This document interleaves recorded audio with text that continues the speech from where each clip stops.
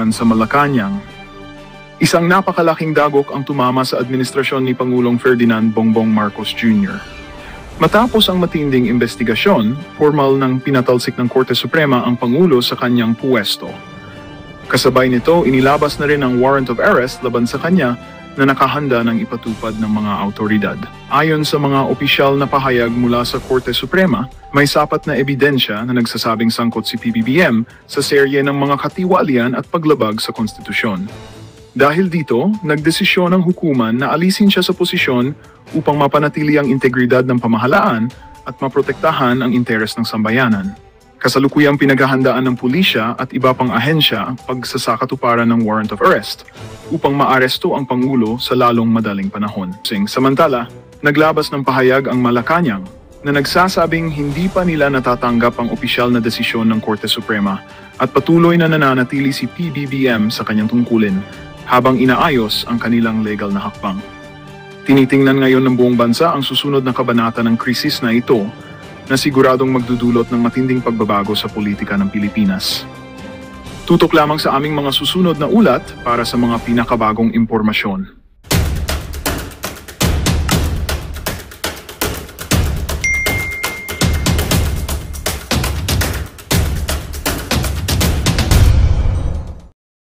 Gobyernong bangag na panagutin at paigtingin ang batas para sa mga troll armies. Sabi ng kanilang Lucaret na spokesperson na isang clickbaiter.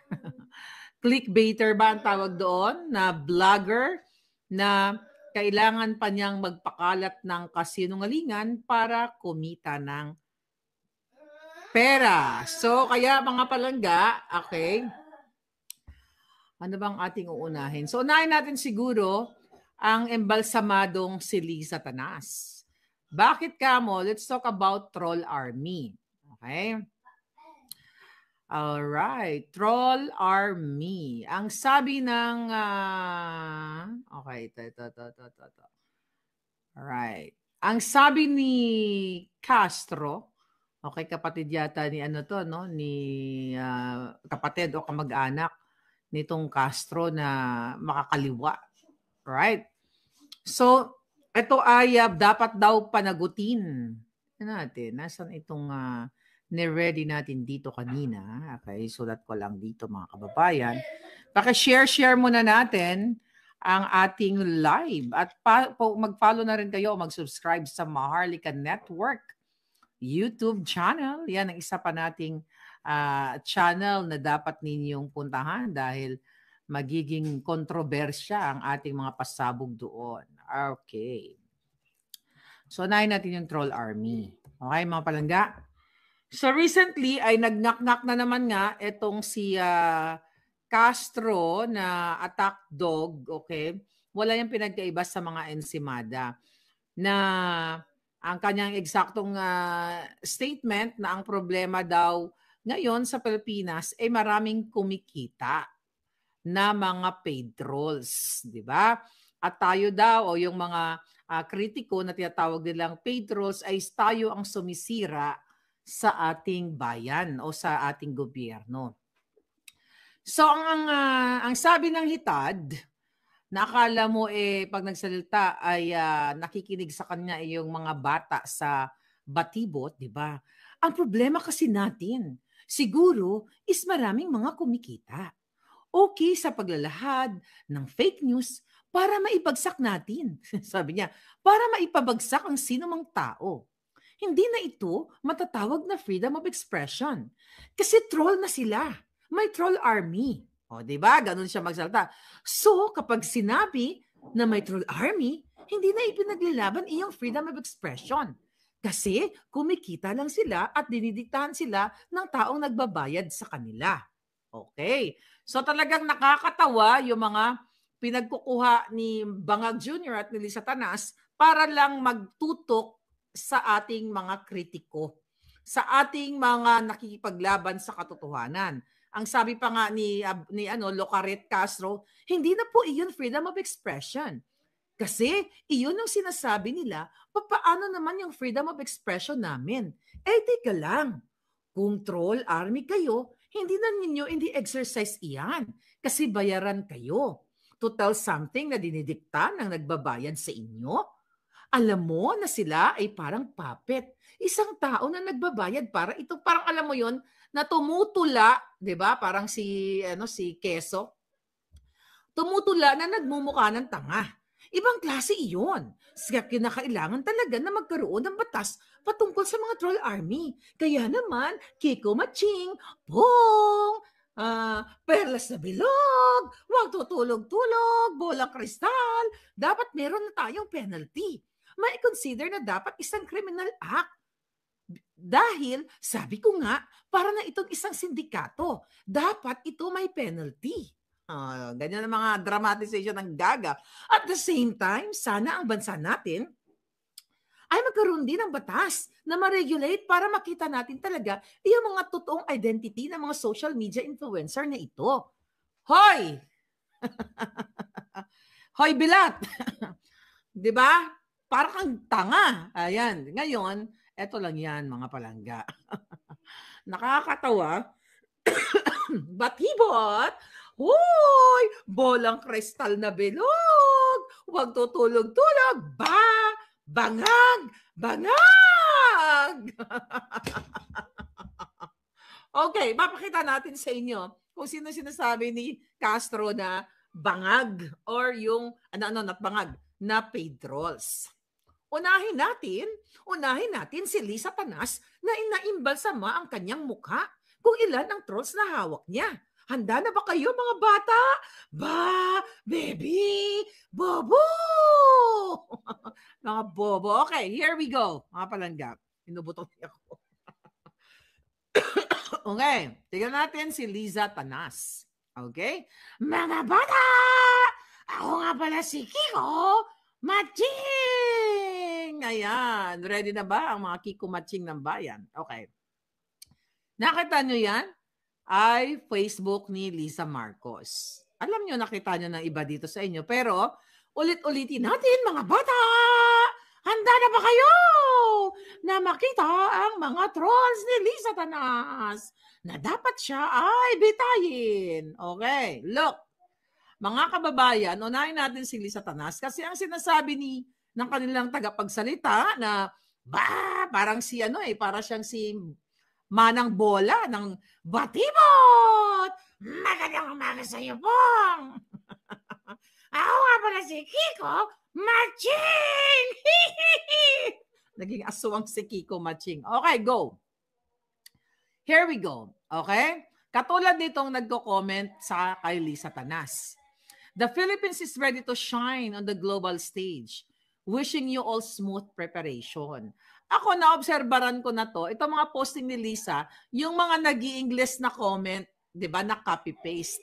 Okay, 30 followers. Okay, o, tignan natin ha, nakikita nyo. Nakakasunod kayo. Tignan natin ang mga komentaryo. Alright? Kasi gusto ni Castro, kasi binabaliktad nila, mga kababayan, na tayo ay paid trolls. Sila nga itong ang daming trolls. O, tignan mo ito, si Kuya Utoy Pares. O, pansinin nyo, ang sabi kay Lisa Tanas, this is wonderful opportunity to highlight the beauty and diversity of the Philippines. So ito ang trolls, Locaret Castro.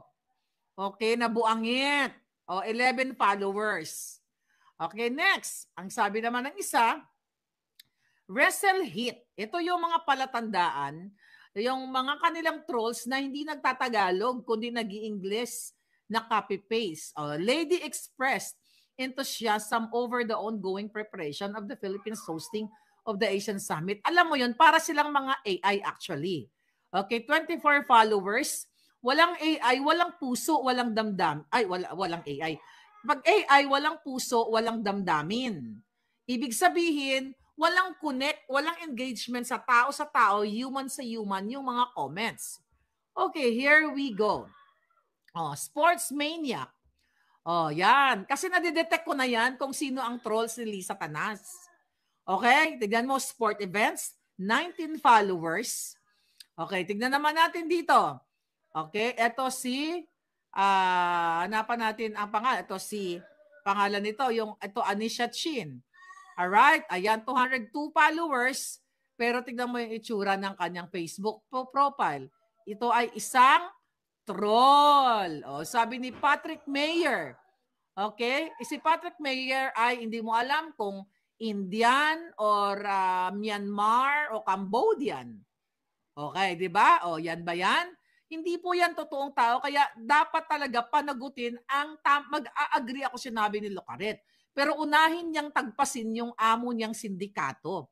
Dahil sinasabi niya ito daw ang mga trolls ay hindi na nagpapahayag ng expression o ng freedom of expression. Totoo naman siya. At ang amo niya na pinagsisilbihan ng manang bola na yan ay mismo ang nagpapakalat ng trolls. Ito nga dapat imbestigahan ito ng mga ulupong dyan sa Congress. O, tignan natin ito. Okay, ito English.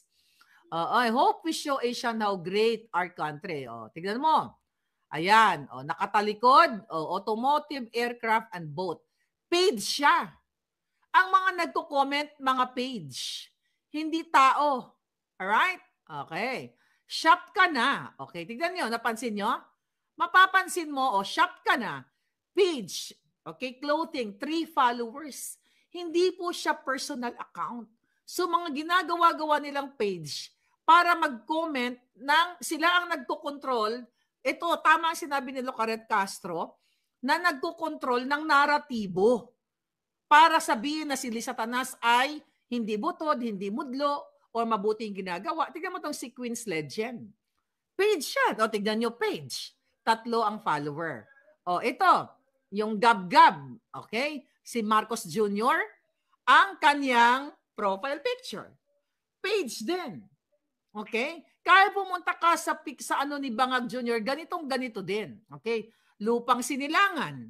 Hindi nyo ba napapansin? O napansin nyo na? Yung pattern. Hindi po ganyan mag-comment.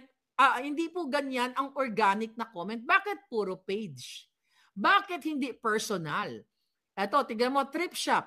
Page din. O punta tayo sa mga random Facebook. Puntahan natin. Ayan, kasi alam nyo na yan eh. So, puntahan natin ang Facebook ko. Okay? Puntahan natin si Boljakan. Okay? Tignan natin, 162. Dapat million-million na yung followers natin. Pero syempre, ayan, naka-live si Palangga. So, tignan natin. Ayan, yan, may mga comment kayo. Si Giovanni, nakikita ko. Wag na yung live na yan. Dito tayo sa luma. Dito sa vlog ko nung nakaraan. Okay? Wag yan mga reels na yan. Ayan, wag yan. So yung video natin kahapon ba yun? Nag-video tayo. Gusto niyo yung pagmumukha ni Lisa Tanas? Okay, tignan natin. Ito. Katulad nito, 572 comments. Tignan natin ha. Tignan natin yung mga comments sa atin. Okay, tignan natin to si Rolf. Ito, English. Diba? Yan ba ay page? Hindi. Si Rolf G. Tanyola ay personal account. Okay, personal account siya. Si Carlito, personal account. Ibig sabihin, tao sila. Hindi sila page. Si LV Castillo from Calawag, personal account. Nakita niyo yung pagkakaiba? Diba? Yan dito niyo makikita mga kababayan kung sino ang talagang nagpapakalat ng ng mga trolls. At tama itong si Manang Bola. Tanggalin na natin to. Okay, tanggalin na natin yung alindog ko dyan. Alright? Alright. So makikita ninyo, yan, nagpapanik na nga si Ngagva. And that's true. Stop na natin yung sharing para makita ko ng buo yung aking feslak. Alright. Si Duquesa, how are you? Palanggingging. Alright, so yun yung troll army ni Bangag. Actually, paulit-ulit na lang tayo. So ngayon, sinasabi nila na tayo ay bayad at tayo ay narko, bayad tayo ng pogo. So paulit-ulit ko na sinasabi sa inyo. Alam nyo, eto yan. Yung mga Ensimada vloggers at yung mga bumaliktad, actually nakakaawa. At itong si Locaret Castro, wag na tayo magmaang-maangan. I have a lot of evidence na may mga ebidensya kasi na ito ay protection na hindi mo pwedeng ipakita. Depende na lang kung aatakihin ka ng mga taong ito. Okay? So far, tahimik sila. Wag Well, you guys are, smart naman. Tira ng tira kay Sara, tira ng tira kay Pangulong Duterte. Lumubo na nga sila. Lumubo itong mga ensimada vloggers na lumalamon sa kaban ng bayan. Huwag na kayong you know what? Nakakatawa kasi. Alam mo, dito ko nakikita, even yung mga taong kakilala ko in the past, na akala mo may paninindigan, may pinaglalaban, kapag pera pala ay uhaw sila. Kahit magmumukha silang tanga. Sumusunod sila. Kasi yung iba, takot na ganituhin, na makasuhan ng administrasyon. Ang marami dyan. Ang iba, mga bumabaliktad. Kaya sila bumaliktad. Dahil kakasuhan sila ni Lisa Tanas. Yung ibang mga bumaliktad, takot sila nakasuhan o ipapatay ni Lisa Tanas at ni Bangag. At pag may isa dyan, okay? Hi! Reyna, Edwin Amora, nagkatagpo din tayo. Palangga, I miss you. Punta ka na dito sa amin, nila Ronti. Anyway, so yan yung totoo. Even yung mga taong kakilala ko in the past, huwag na tayong maggaguhan. Yun nga lang, naaawa lang din ako sa kanila. Imagine mo, talagang lumulobo sila, talagang busog na busog sa pera ng bayan. Maiintindihan ko kasi takot sila na makasuhan. Hindi nila kayang lumaban kasi wala silang pera. 'Di ba? Wala daw tumutulong sa kanila, walang Duterte na nagbibigay sa kanila ng pera. Yun lang kasi yun.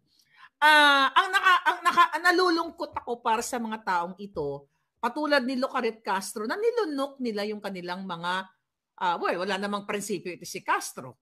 'Di ba? Kaya wag ako. Okay? Actually, habang may mga nag-send sa akin ng mga link, natatawa lang ako. Sabi ko, wag yun na lang pansinin. Nakakaawa, takot kasing patayin, takot makasuhan, at gipitin ni Lisa Tanas. Yes! Sabihin niya sa akin, Marlica, anday mo namang sinasabi, may ebidensya ka ba dyan? Di hamunin niyo ako. Yun lang naman yun eh. Di hamunin niyo ako kung sino dyan. Okay? Nakakilala ko in the past sa mga nakasama ko sa dati, yung mga ensimada na yan, na, na maghamon. Yung matapang na maghamon. At, alam niya na siya ay isang nadakot, naduwag. Wag ako. Kaya ako pinagtatawanan ko na lang yan, mga yan. Okay? Wag mo na lang pinagtatawanan ko na lang yung mga yan. Kasi nakakaawa. Nakakaawa sila. Ang pinipilit kong intindihin kasi nga kakasuhan ni Lisa Tanas o ipagurgur, kaysa naman kakasuhan daw sila at ipagurgur ni Lisa, babaliktad na lang sila. Nagkapera nga naman sila. But that's not me. Ako, I have 4 cases, 1 dismissed, 3 I'm still battling sa mga buwaka ng ina kasi meron tayong prinsipyo. And now look at EB. Elmer Jugalbot, and di ba? At si June Abines. Kami 37 vloggers. Si Edwin Amora kasali diyan. Attorney Glenn Chong, di naman vlogger 'yan. Andiyan si Crisette, si Attorney Trixie. At sino pa lahat kami? Imagine mo, 37 vloggers na associated sa No, we're actually personally, I'm not associated with the Dutertes. Okay? Hindi naman kami magkaibigan eh. Na nag-uusap kami katulad ng relationship ko in the past. Kay Bangag, 'di ba? Wala. I'm just fighting kung ano yung totoo, kung ano yung paninindigan ko. Kaya maiintindihan ba natin yung mga vlogger na bumaliktad dahil unang-una takot silang makasuhan? Takot sila kay Lisa na gurgurin sila? Gipitin sila? Yan yung totoo. Huwag na tayong magmaang-maangan. Huwag na tayong, dapat nga to, mahimik na lang kayo eh. Okay? Tinira ba ako? Wala naman tumitira sa akin so far na di ba? Meron ba? Huwag na tayong maggaguhan. Ako may pagmamalaki ko sa inyo. Nalalabanan ko ito. Hanggang sa huling hininga ko na hindi ako babaliktad. Di ba? Hindi ako babaliktad kasi natakot ako. Wala kang pambayad sa lawyer or takot kang mamatay. Hindi ako takot mamatay. Kahit harap-harapan ng labanan sa mga julul na ito, kung lalaban sila ng harapan. But the problem, hindi sila lumalaban ng harapan. So, gagawin lang natin, mag-ingat lang tayo na hindi tayo makuyog ng mga assassins ni Satanas. Pero, well, they know it eh. Naaawa lang ako sa inyo. Alam nyo, kung ako sa inyo, just keep your mouth shut. At magkaroon na lang kayo ng peaceful life. Kasi, what's the point? Diba? At saka, yung iba dyan, pinagtatawanan kayo ni Lisa, ni Embalsamado. Diba? Kasi kaya niya kayong paikutin sa mga kamay niya. Yun lang pala, tatakutin ko lang pala itong isa ko, itong mga ito. At kakasuhan and everything. Tiyan mo, nag-turned 180 degrees. Anong ibig sabihin yan? Ibig sabihin, I try to understand them na hopeless case. Walang takot maapektuhan ng buhay nila. And iba-iba ang approach ng tao. Merong mga tao na walang takot na lumaban. And congratulations to the 37 vloggers, kami, at hindi pa vloggers na pilit na ginigipit. I salute you guys. Kasi ibig sabihin po, tangay na palaban kayo, maisog. Ang lalo na kayo nasa Pilipinas. Diba? Lalo na kayo nandiyan. Tangay na dapat talagang magkaroon ng talagang itong 37 vloggers na ito, ipakita ninyo na solid kayo sa Pilipino. Diba? Alam naman natin in the past, may mga eksena between DDS vloggers and everything. But normal lang yan. That's normal na magkaroon ng hindi pagkakaunawaan paminsan-minsan. Pero sa ganitong panggigipit ni Lisa Tanas, di ba nga junior, ginagamit nilang mouthpiece si Manang Bola. Ba, baby, bobo! Panagutin ang mga vlogger. Di ba? Parang tangang buwaka ng Genemis. Ibig sabihin, kailangan nating maging solid kasi alam mo, maganda rin ito yung nangyayari sa atin. Tapos nakikita natin na hindi dapat pala tayo nagbabakayan kasi isa yung layunin natin. And that's good. Ako, nakita nyo ba na may mga inaaway ako na vloggers? Mabait ako. Hindi ako nagpapatuli. Di ba? Mabait ako kasi one day, minsan iniisip ko yung mga tumitira sa akin, magising kayo na tama yung pinaglalaban ko. I'm thankful, magkasama tayo. Okay, go na tayo. Comelec nang haharas. O ito, pinag-usapan namin kanina. Itong si George Garcia. Magandang balita ang hatid namin sa inyo ngayong araw. Sa pagtatapos ng aming balitaan, nagbigay kami ng mga mahalagang impormasyon. Maraming salamat sa pagtutok at pagsuporta sa aming programa. Huwag kalimutang manatili sa mga susunod na araw para sa mga bagong balita at mga kwento na dapat nating abangan. Mula sa Boses ng Masa, magandang araw, Pilipinas!